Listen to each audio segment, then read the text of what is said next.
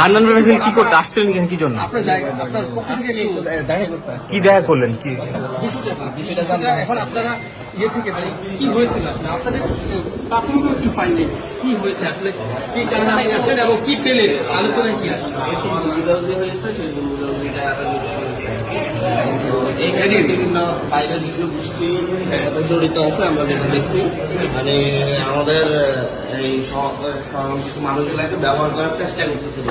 কিন্তু যাদের নিয়ে আপনি আসছেন এদের বিরুদ্ধে তো এর আগে অভিযোগ ছিল, তারা বিভিন্ন জায়গায় বিভিন্ন ব্যক্তি এবং প্রতিষ্ঠানের বিরুদ্ধে তারা আন্দোলন করে আসছিল। আমি এদের জন্য আসি না, আমি আমাদের বৈষম্য বিরুদ্ধে আহ্বায়কের ব্যাপারটাতে দেখতে আসছি এবং ওদের বিরুদ্ধে সাংগঠনিকভাবে তদন্ত করা হবে।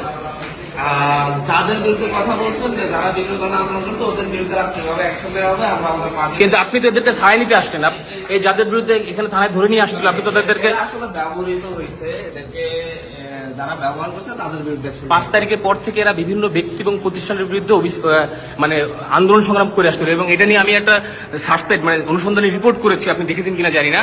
আপনি সেই ব্যক্তিদেরকে কেন ছাড়াতে থানায় আসলেন?